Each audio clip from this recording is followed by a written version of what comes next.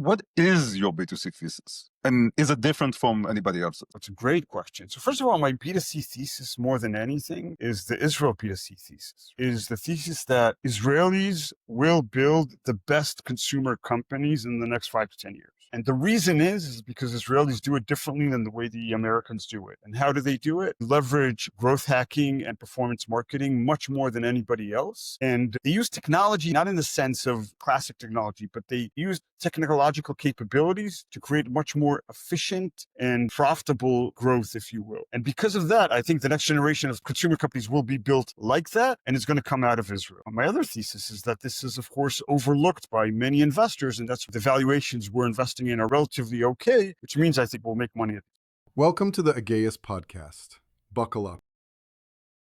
This episode is brought to you by Cards Biz, a business card too good to give away.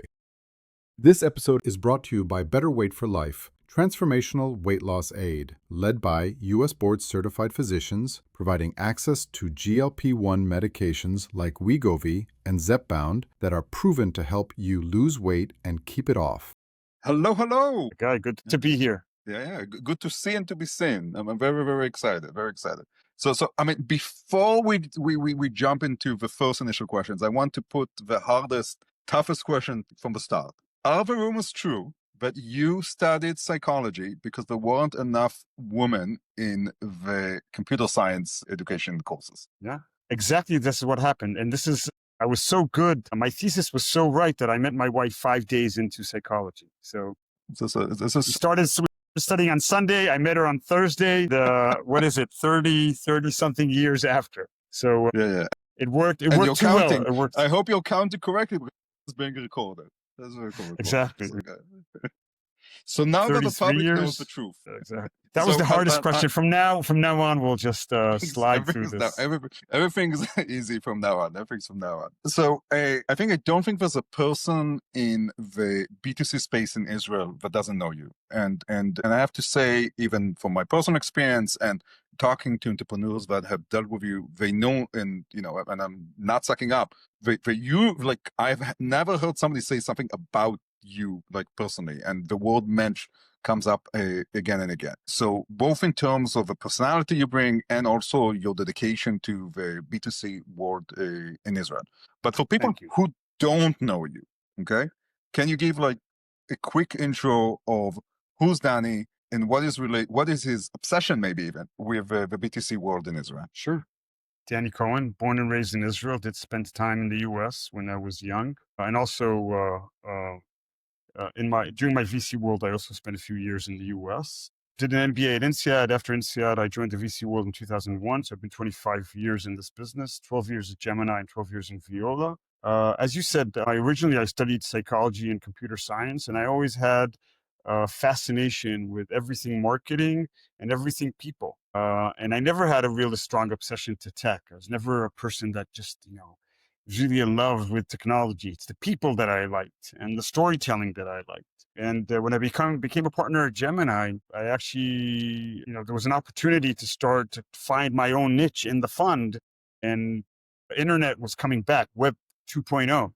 And nobody covered that. And I said, that fits me well. And I started to follow the Web 2.0 companies and ad tech companies and do things that were internet related. And I think that kind of created the path into B2C investing. And I've been doing that for basically past 20 years. Yeah. And do you feel that has been an uphill battle in a way? Because, and I'm speaking specifically about the Israeli ecosystem, because it's like, of course, Israel is the startup nation, but it's mostly known for B2B, known for cybersecurity. And also as somebody who raised money once upon a time to a B2C company, and people told me, oh, you can't do it in Israel, right? Many years ago. So I think, I don't know if uphill battle is what I would say. It's definitely not something that historically was seen as the strong suit of the Israeli tech. And let's start from the fact that I think the majority of investors and entrepreneurs in Israel are really obsessed or looking for the technological edge. And rightfully so. I really think that technology is something that we in Israel are very, very good at. And most of these B2C companies, technology is not what they're good at. They're good at something else. And for the majority of investors or entrepreneurs, they were looking at these businesses and like, what's the moat here? How is this going to work out? What is my edge? There's no real technology. And because these companies were different, I think, yes, it was, again, not uphill battle, it was just more difficult, right? Couldn't find investors, you couldn't find money. There were a lot of failures. So I think if I would cover the last 20 years, B2C has definitely been kind of the less appreciated child of the ecosystem. So I mean, and your personal story is very much intertwined with that. So maybe can we kind of go back and maybe play a bit of ping pong between what happened in the market and your personal journey about this. So like what was your first kind of steps into the B2C market? What were like the investments that drew you in? And I would very happy as somebody who has hair and has some gray hair to boot. It's like how did that market evolve? Sure. So actually, it's a great question because I would love to present it quickly exactly on that framework. I finished my MBA in 99, actually went to work in Silicon Valley for a startup company. It was a public company, it was worth $1 billion on the day I joined in January of 2000. It was worth $1 million 18 months later. Think internet or the dot-com bubble was everything B2C, really a lot of it was, and then a complete crash. So I joined the VC world. There was no B2C stuff because it was post the crash. And then I was an associate at Gemini and worked on chip companies and really kind of more tech stuff. And then I became a partner and Web 2.0 reemerged. My timing was right because I was lucky, right? I became a partner and doing my own deals just when the internet came back. And the best time to be an investor in Israel back then was post financial crisis. Look at the best Israeli VCs, or all the Israeli VCs. Their best years was the vintage 2007, 2008, 2009. Gemini, Viola, Thesis. All these funds had a great time during those years, and the companies that succeeded there were exactly the companies that I was involved with. So of course, some I did, some I did not, but companies like Outbrain and Adapt TV, and of course later on Monday, and these were and Fiverr and Wix, and those companies were very consumerish in their DNA, and they did really well in those years. Even if it took them a long time, because people who don't know, like Monday was the pulse for many years. We both got an investment from Genesis, so I remember like they really fun, and then it was an overnight success after many years of work. Absolutely.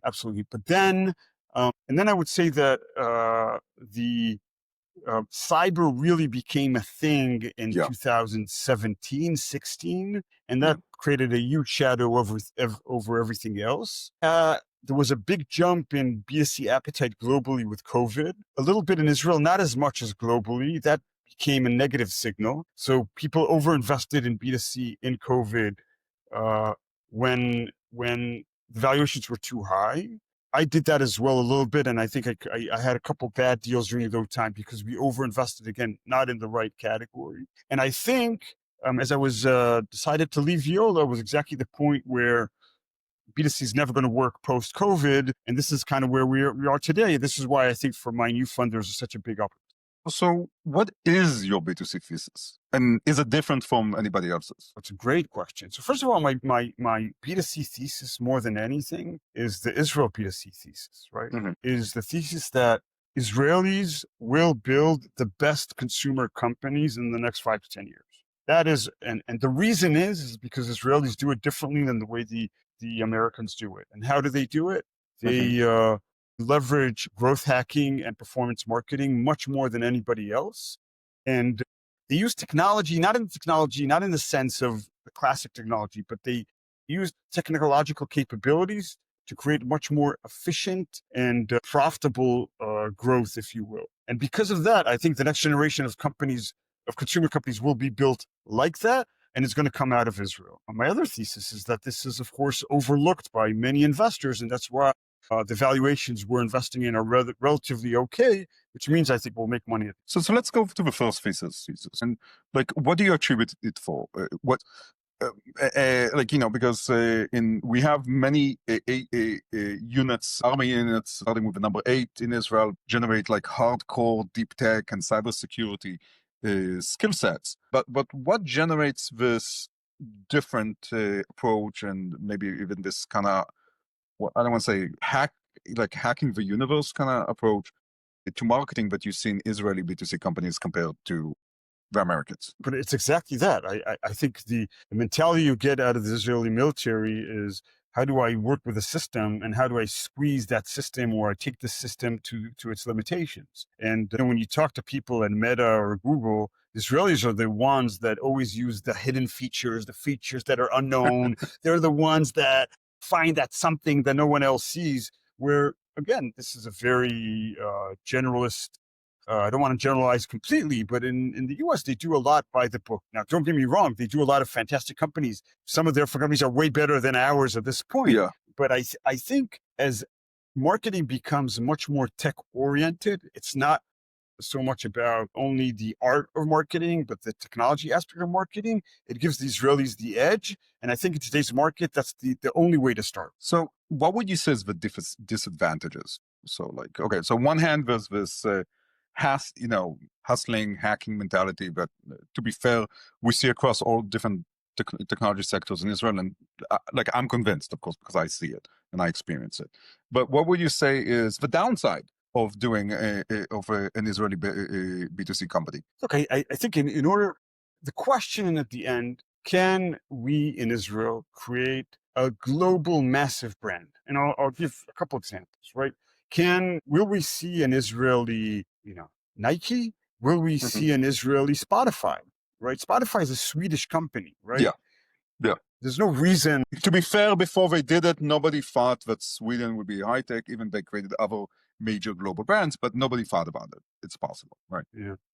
By the way, I always say that Sweden, why Sweden, not Israel? To be fair, Sweden also had one of the major pop bands globally, right? ABBA. So apparently they know how to create global sensations, right?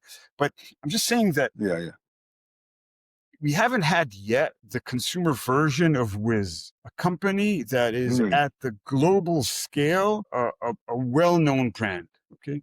And why is that? Because at some point, in order to create that, one, you need to think really big. And at some point, you need to start creating a global brand, scalable go-to-market, a substantial product portfolio, things. And those things, I think the Israelis are not as good on those. And sometimes they take the hacking to the extreme and they don't take a step back to create that kind of global view of what a global brand needs to be. I think that's going to change, but that's something that we need to do. So there's two kind of follow-up questions I want to make doing that. So maybe the first one, who do you think almost made it or is on the way to do it that we're not? So I think on the way is there's a company called Addicted that is a fashion brand that is growing unbelievably fast. It's doing a phenomenal job. I think that's probably one. I think Monday and Wix are good examples of companies. They're more SMBs, but they're definitely companies that are global and well understood brands. Yeah, I think those are kind of those that come to mind at this point. What about, do you think Waze could have made it? I don't think so. I really don't. Don't think so? And no, because you look at mapping now. Mapping is owned by the big platforms. The business model is not really there. I seriously doubt it. You know who I also think is very interesting is the food business of Eyal Shani. I love that business, and I think people don't appreciate enough how Israelis created a global food, not empire, but kind of something that is interesting. It's a brand. It's a brand. It's interesting. Like, yes, it's actually very interesting because if even you go, 25 years ago, right? It's not something you would have thought of, right? It's like it's very interesting that we have a culinary, both in terms of expertise and in terms of also the ability to go and create I know it's hard to say if it's at least the beginning of a global brand, right? That's impressive. Yeah. Also, we meet more and more consumer companies in the US that are run by Israelis. Yeah. We meet US companies that are looking to hire marketing people in Israel. So that's why and now when I spend 24 hours a day just on consumer stuff, it's amazing how you feel that this industry is just about to explode, take off completely, right? Now, maybe it's wishful thinking. Maybe when you ride on a bicycle, suddenly everybody has a bicycle. Maybe, but that's how I feel at this point. Well, you're talking to the choir, or sorry, preaching to the choir, not talking to the choir, because like I see it myself. I see it myself in the people I know personally. So at least I believe the potential is there. But again, maybe we're sharing a delusion. But on the other hand, the difference between delusion and entrepreneurship, right, is only how it ends up, right? That's like So that's the absolutely, and there are days when I wake up and I'm like, this is amazing. This market is amazing. I'm killing it. I'm like, this is unbelievable. And then there are days that I want to go under the desk and hide and just wait for the storm to. But I think every entrepreneur feels that, even though I'm yeah. an entrepreneur of a VC, not a. You're there for the ride for sure. Maybe let's take it down, maybe like 2-3 levels to the practicality. As a capital allocator, right?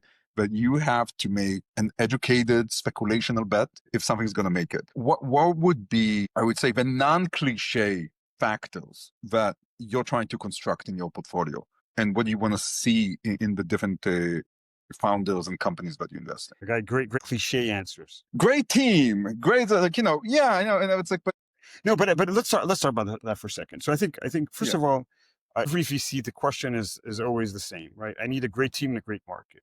Okay. Yeah. There are companies that we invested in where the entrepreneur is so good, or I like them so much that I'm almost. I think they're good. They'll figure it out, whatever the idea is. And a great example, we just funded, it was public, funded Yaron Galai. Yaron Galai is a person I worked with in the past. I love him. I think he's amazing. He's smart. He's unbelievable.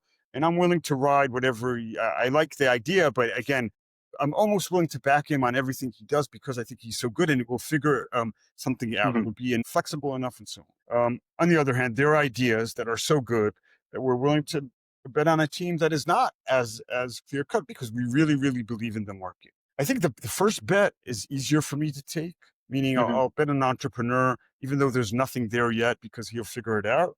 I think in a market where the team is unknown, I need to see some proof point or something to work on, or at least to see some progress. I think rarely would I find a team that I just met and we will invest, although we have, now I think of it, we have done a couple of those, but it's rare, right? We really want to see some progress as we talk to the teams.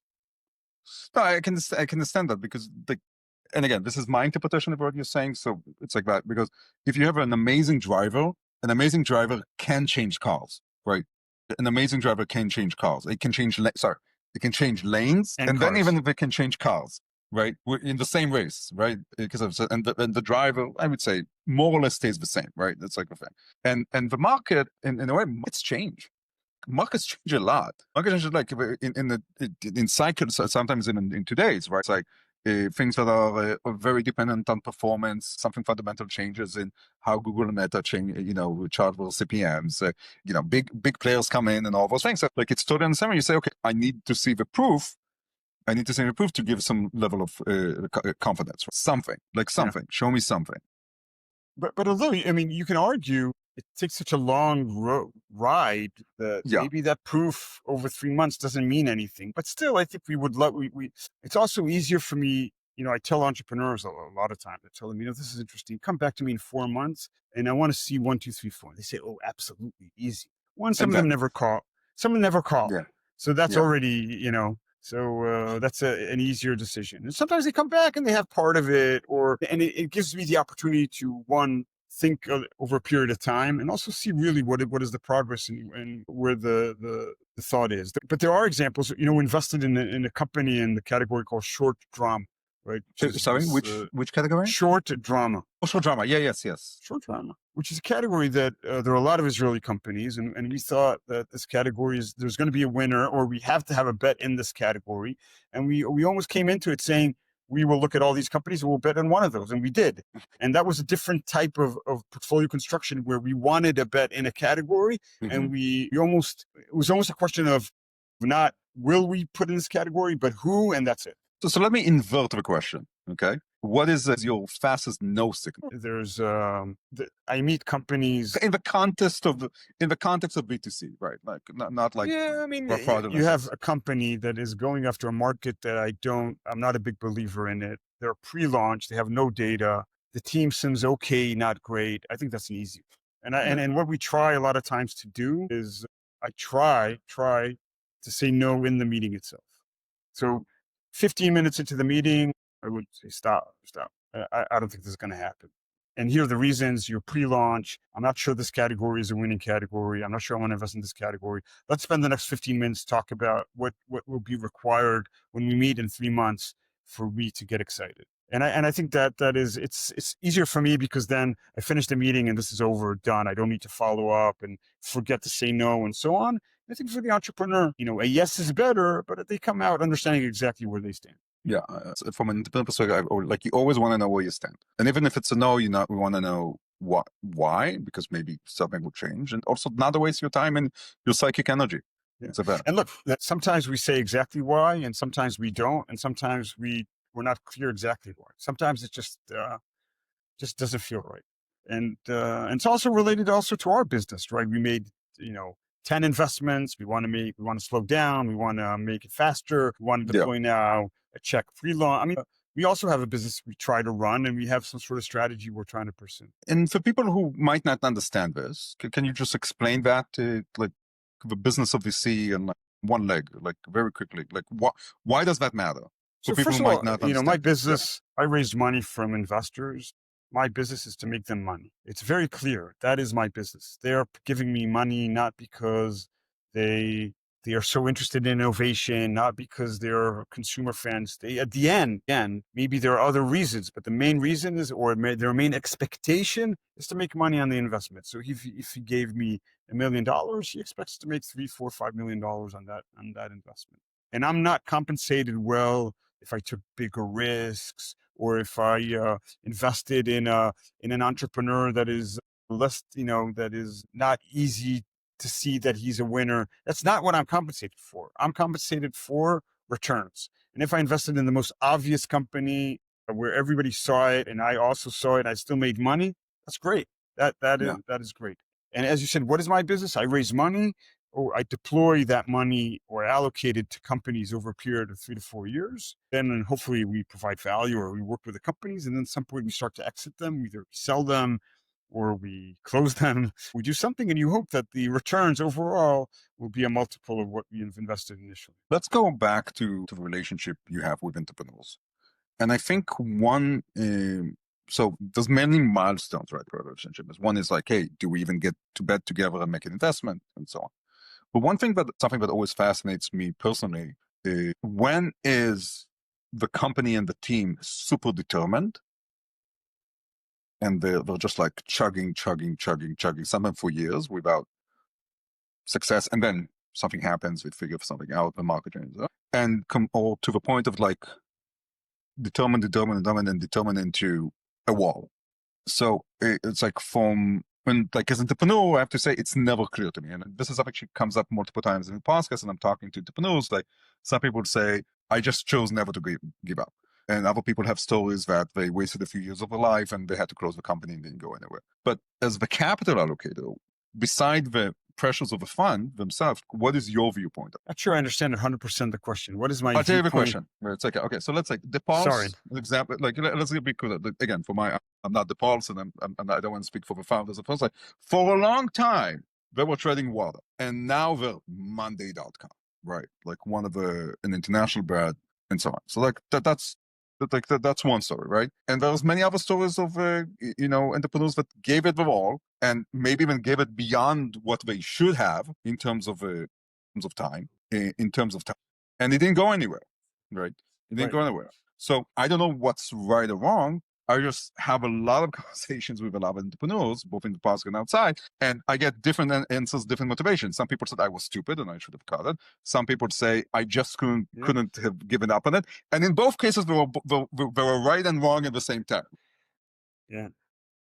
But I'm asking it from the perspective of a capital allocator that's sitting on the IRR fund. What do you think about this? Like, do you have thoughts about it? Yeah. I'll say, I used to think that, there's a point in the process where the entrepreneur comes to you and says, look, I need another $1 million. And you say, no, I'm not going to give it to you. And I used to feel that it was, I'm the bad guy, he's the good guy, and this is me telling the bad news. In reality, what's happening is that we are allocating a small percentage of our fund. That's okay. In reality, the entrepreneur is allocating all his life. That is for that person, that is the most precious resource on the planet forever, right? maybe his kids is a more precious resource. Sometimes Slightly, slightly, maybe the kids, slightly. sometimes they have the kids working for them, so it's even worse. And I think that conversation sometimes is to say to the entrepreneur, look, are you sure you want to continue after 12 years to push and push into this wall? You're Yeah. wasting your best years. And I think when you come with that conversation, people understand that. And people understand that. And of course, sometimes they feel, yeah, I just got to figure it out. And you're an idiot. You're not supporting me anymore. But sometimes it's they understand that maybe they ask the question, maybe it's right to give up. And there's situations where you look at it and this is never going to happen. This is just never going to happen. But I also thought that the pulse will never happen. So maybe you think that'll never happen, then it does. I don't have a good answer for it. I just have stories. Again, it's not, I mean, we hear, I think we glorify, and rightly so, the people who succeed despite all the odds. And we hear, because nobody wants to share the fact of like, I wasted 5-10 years of my life and it went to zero, and like a good thing like that. But it happens. Yeah, but that's, there are podcasts or interviews with an entrepreneur. I said, I went to 150 VCs. They all said no. And the 151 said yes. And we took the company public and it was worth 10 billion. Okay. Yeah. That's amazing. But there are other stories of a person that went to 150 VCs. They all said no. Then he went to 51 VC. He also said no. And that was the end of it, Yeah. So, and he doesn't, and that person or she does, or he or she they don't interview. Yeah. So it's hard to say. It's hard to say, but that's I know. But I was hoping you had bigger insights. I'll tell you, there's a case study at Harvard about an old Gemini company. Yeah. And the story is about the founder of Gemini, that he gave one last $1 million. And that last $1 million became an unbelievable success and returned the fund. It's a great case study. And I think the case study is, should he have given the $1 million? Okay. And later on, I think, and the answer in that case study was absolutely yes, and made a lot of money. But then later on, through the history of Gemini or Viola, we gave another $1 million to many companies, and guess what happened? Nothing. But the question is, did the portfolio did okay, right? Which is, again, going back to your question, it's like, the founder comes to the bat a handful of times, right? They have a handful of companies in them. Like, I mean, real companies, not ideas, MVPs or things like that, but like a handful of companies in their lifespan. But the VC has maybe even hundreds in them. And the question is, like, statistically, does it work out? No, I think it's a bit different. Sorry. So I think that's, I don't know if this is what you're asking, but first of all, you're right. I'm in the business of the entire portfolio, not about a single company. Yeah. And sometimes the extra $1 million or the extra check is part of the cost of doing business, right? Yeah. Because that's how you maintain your ongoing relationship. Maybe you gave $1 million to this entrepreneur and that didn't work out, but then he started another company and he came back to you because you gave him that $1 million. And now you're off to the races to create the biggest company on the planet. It's really hard to say, right? And at the end, we need to do what we think is good for our business. And it's not only about the cash. What is good for our business is our reputation and our ongoing relationship. And again, to understand that we want to be out there in the market, that the best entrepreneurs will want to work with us, right? And that's something that we need to work on every day. So let's take that further, right? Like, and it's like, why do you, so the B2C entrepreneur, right, that you're trying to attract, what do you want them to have in their head when they think about Sticker Fund and you specifically? In other words, what do you do to be that VC that B2C entrepreneurs would want to work with? So first of all, what I want every B2C entrepreneur in Israel to call me when they're starting a company. All of them, 100% of them. Right. I want to be the point of contact for every B2C entrepreneur.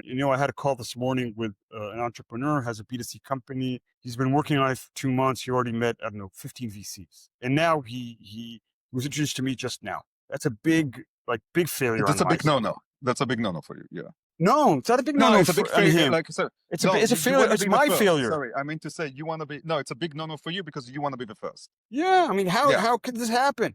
That the guy has been doing this, and this is like a huge failure on my side. Okay. And then in the process, what I hope or what I want to do is, because I'm so focused on everything consumer, I want to help them when they come and see me. One, that they feel at home. Meaning they feel that I understand what it is they're working, but also that I have a bunch of resources and capabilities, not me, Danny, but Sticker, that will help them better understand their business, help them better succeed. And hopefully they see that. And I think that capability, it's easier to create that or built that when you have a vertical focus. Because you are, as a brand, Danny equals B2C.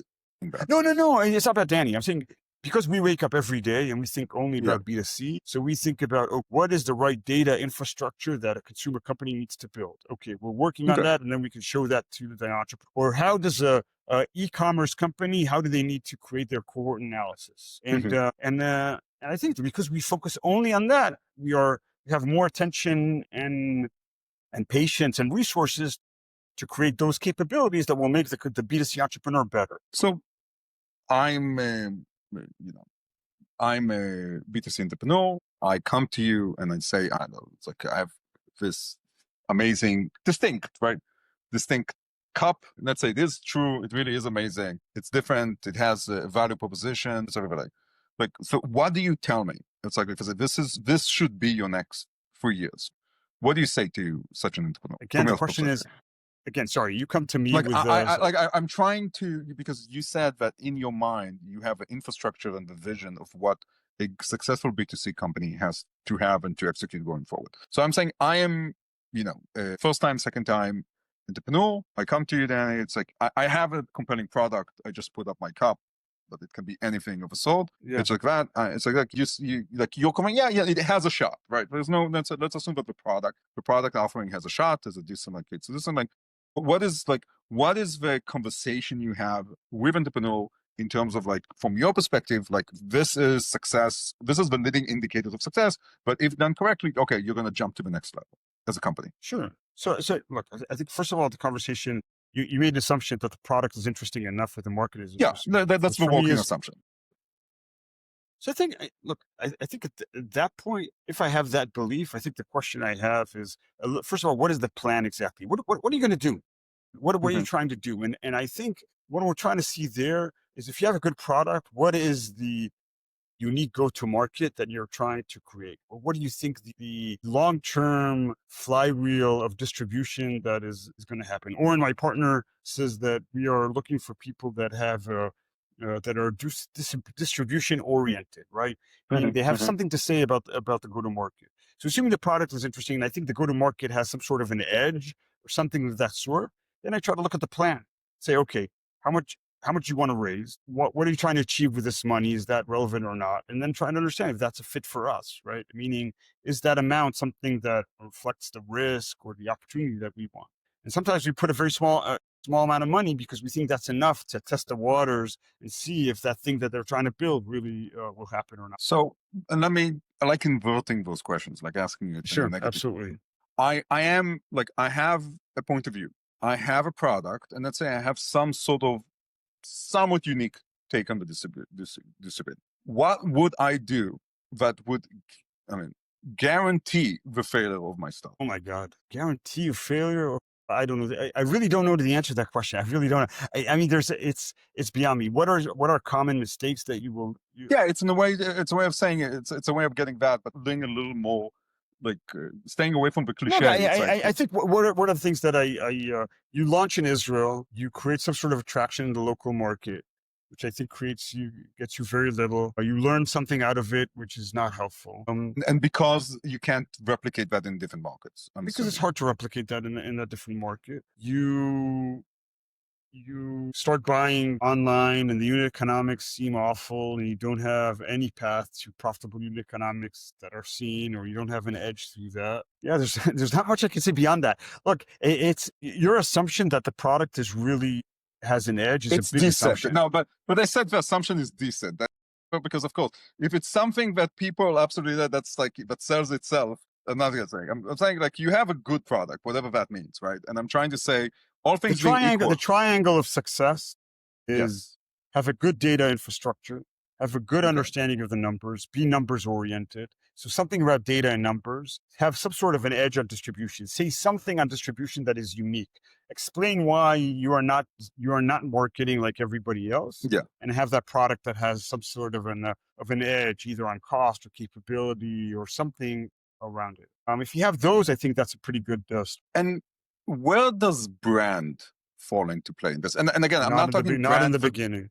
Not brand in terms of a logo, not brand in terms of... No, not a brand. What is a brand? I do think that we need to understand what it is you're aspiring to build. I think that's true for any business, right? But sometimes you put a vector in a direction, and then the market takes you. And sometimes you don't understand 100% where you are. But understanding, at least from day one, what you're trying to build, what are some of the assumptions of where you're going. Look, the definition of brand is a really difficult one. And Oren, again, asks people, how do you define brand? And people have a hard time to understand that, right? But I think brand, there's something about emotional, something about expectations, something about delivering on expectations.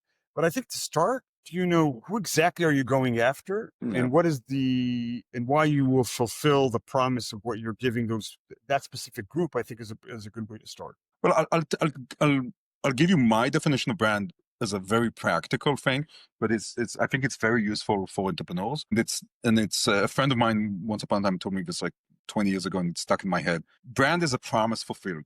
It's like you make a promise and you actually deliver it to your intended audience, and that's the most practical executional thing you can do. And the analogy I keep coming back when I say it is that, okay, McDonald's has a brand, a 3-star Michelin restaurant has a brand. Both of them have a brand, right? But if I go to McDonald's and it takes them 5 hours to bring out the burger, and it's the best damn burger I ever ate, McDonald's failed me because I want it fast and hot, and I want to away, right? And like that's opposite. If I go to a Michelin restaurant and 2 minutes later they throw that burger and it's hot and fast, it's like, and again, and like they failed on their promise. It's a failure of the promise, and in a way, the product, the company makes a value proposition, makes an offer, right? Makes an offers. Then with some, it might be actual value, it might be perceived value, and it's for a specific type of customer or set of customers. And if you deliver on that, then you have a brand. Then you have a brand. That's my definition of that, especially when you're starting out. And again, I think we were very close in how we defined it. I will say that sometimes entrepreneurs, because they don't know what the market segment is, they try to hedge a little bit. They say, I kind of feel this is more female oriented, but I'm gonna be neutral in my messaging because maybe there's some men out there. And I think great entrepreneurs do the opposite, which is they double down and make that specific niche really, really, really strong at the beginning and fulfill that promise to the extreme, and then they expand, which I think in a lot of ways, I think it's the better way to go. So let's take that another step forward, because something that, again, it's like a bit of a mantra, but keeps saying, like, talk to your customers, learn your customers, and things like that. And yes, there's the data component in it, right? But also there's the practical element of like filling it in your fingers and having conversations. So like, what is your expectations from a founder, like when in the first months and years, right? What do you want to see in terms of a customer engagement, especially when the company might be in Israel and they're selling outside of it? So first of all, it depends on the product, right? Engagement is something that let's talk about an unbelievable tax product. You engage with it once a year, but man, you love it or whatever. Nobody loves taxes. So engagement, it depends. If it's social media, you want it to be retention, engagement of 5 times a day. So it really, really depends. So I think one good to understand is, what is our expectation of engagement for this specific product? And for me, engagement, this is the first KPI I want to see for every company, is engagement. That comes before the revenues, before everything. Do they use it? How much they use it? Do they keep coming back? Why do they love it? And what are the real core users that use this, that are really adopted your product? And who are those people and why are they doing it? Now, and retention is really is the number one, because retention is the important KPI, and revenue is the trailing indicator and the lagging indicator. And the point to think about is I gave that example to someone. Think of a 2x2 matrix. Sorry, is that okay? 2x2? Yeah. Revenues and retention, right? Yeah. If there's no revenue, no retention, that's bullshit. That's nothing. We all want a lot of revenues with a lot of retaining customers. That's what we're aspiring to. There are products that have revenue with no retention. This is basically an annual subscription. I sold you subscription annually, and then you left, but you're stuck with that subscription. That is here. That's even though you got the revenue, that's shitty. And I prefer, I want to be here, but I prefer this one, which is I have retention. Maybe I'm not charging to the full capacity, but people love the product. I will figure out the monetization later on. Yeah, that's interesting. And again, it came up multiple times in the conversation, even this in this podcast. But I kind of noticed, and I don't know if you had the same experience, that entrepreneurs that charge, meaning no freemium, but in many ways a lot more retention oriented than those that have freemium models. I don't know if it's true from your experience, but it's like there's something I about don't, yeah. yeah, I don't know. I will say that, and that I think charging a price is part of the product experience. And this is not a great example, but I'll give it. When I buy whatever, a brand, a Prada bag for $10,000, paying that $10,000 is part of the experience. Right? I almost Yeah, want to pay $10,000. the perceived value is embedded in the pain it does to your wallet. Yeah, I mean, yeah, it's not pain, it's almost pleasure, right? It's Speak for yourself. no, it is, right? I know. Fair enough. And Like, that consumer will not buy the bag, the copy of the bag for $5, right? They won't, no, because the whole no. idea is to buy it for the $10,000. Yes. Even though, let's say God will say it's exactly the same, we'll still buy the $10,000 because that's the whole point of buying it for $10,000. So I think price is part of the entire experience. Yes. And when you detach it and then you reattach it, I think something happened. So I agree that doing pricing from the beginning is interesting, but I'm just saying that no matter what the pricing is, we want to understand that the retention is strong. Let's go back to the capital allocation element. It's a follow-up question that I meant to ask earlier, but it's in the world of performance and the world of distribution that is not performance marketing based. Okay. Like, where do you think we fall? It's like, is it, no, everybody has to do performance from day one and that's it. Or, because just like, this is it, this is what people are. Or do you kind of believe that there's B2C startups can begin out with, let's say, called non-traditional performance? And when I mean performance, for those who don't know, it's like Meta and Google, basically. Meta, Google, TikTok, right? The best thing about performance is that if we say, you know what, it's great if we had some customers, and we say that at 9 a.m. in the morning, by 12 p.m. you'll have customers. Maybe it costs a fortune. It's some price. Yeah, but putting price aside, we have we want to sell this marker and we want to sell it by tonight. Performance market will bring the best results from selling it. Again, maybe we won't make money on it, but we will sell it. And that's why I think performance marketing is the best way to start.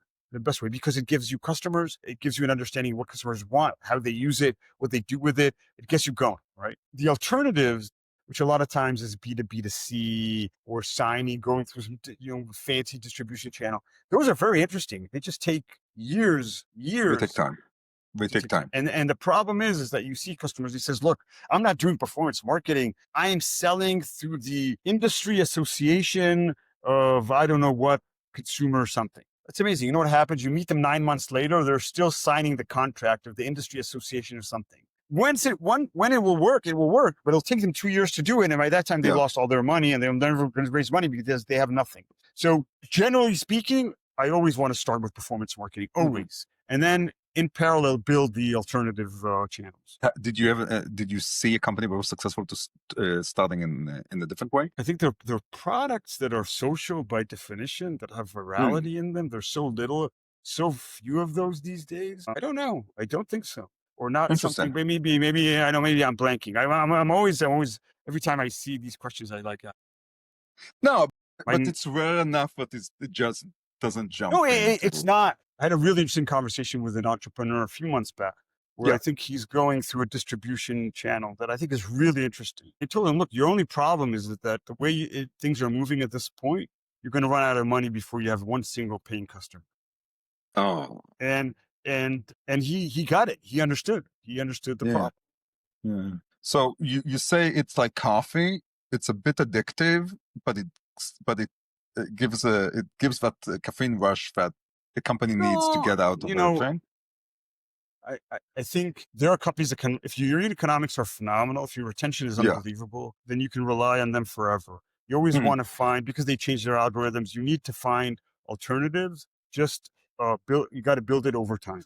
Look, it's like influencer strategy. It's another thing, right? You want to do influencer, it takes time. So start off with Meta. And here's the amazing thing. If you want to get a great influencer, you probably need some revenue and traction to get that influencer.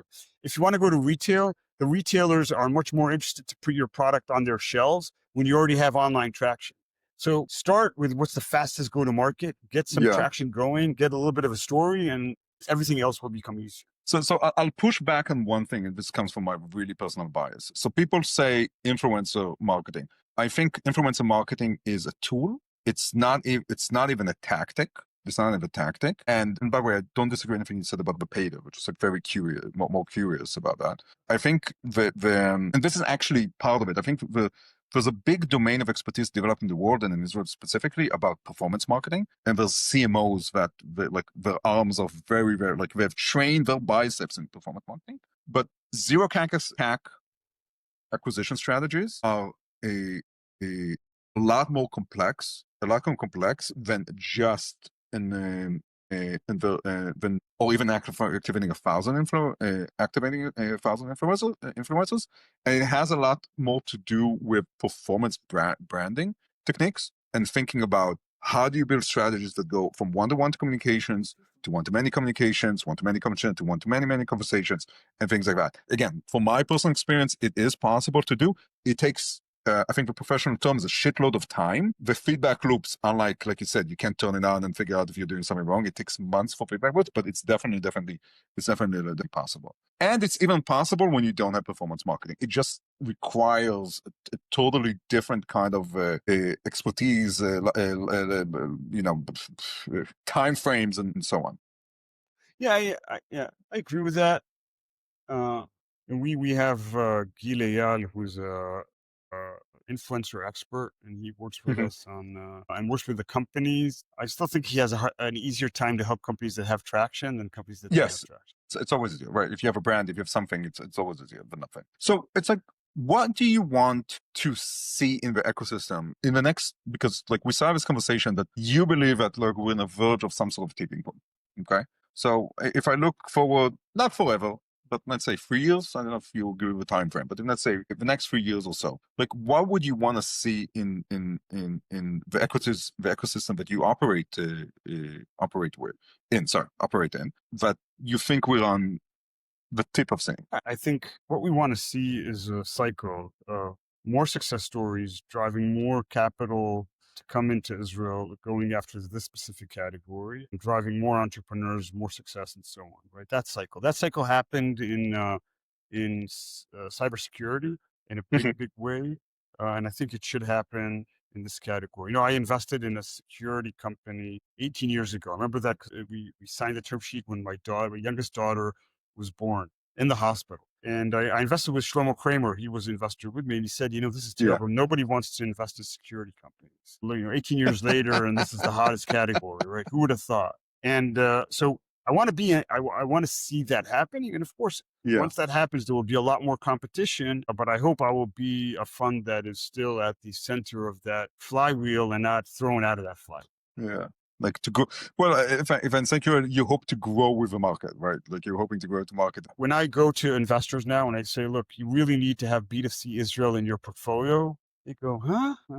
Really? And it's not on my list, Okay, I want it to be on their list. If it's on their list, the market has happened. I hope I'll survive and be the winner, right? My good friend, Gili Ra'anan, right? He came in, the market took off, and at the end of that market, he's the clear winner of that market. If I can follow his footsteps, that will be fantastic, unbelievable. So what would you want every B2C entrepreneur to kind of know? This is more than any other business. This is a numbers game. This is understand your numbers, understand the data. That is the number one message, right? I tell every entrepreneur, be your own analyst, understand your numbers. And it sounds obvious, but believe me, there's so many entrepreneurs that are not on top of their numbers. It's amazing. My email is daniel@sticker.vc. My LinkedIn is, you can use my email to send me a message on LinkedIn. That works. I still think that the best way to reach me and any other VC is through mutual contact. I know enough people. Try to find someone, maybe Chagai or someone else that knows me and get the message through them. It's always better because then I understand also I have a point of contact where someone can share with me what they know about that person. So it's always better than a cold call. But if not, that's my email and feel free to reach out. And I'm trying to be as helpful as I can to consumer entrepreneurs. Not always possible, but really trying to be as helpful as possible. Amazing. Any final words? I think we touched on that. Amazing, amazing. So, Danny, we're rooting for you, like I said. And thank you very much for your time and for the laughter and for sharing your story. Thanks a lot. I really, really appreciate it. Thank you. It's a wrap. This Ageas podcast episode ends here, but you don't. Now, is it crazy to think that you know somebody who'd love this episode? Share it with them, and they'll love you for it.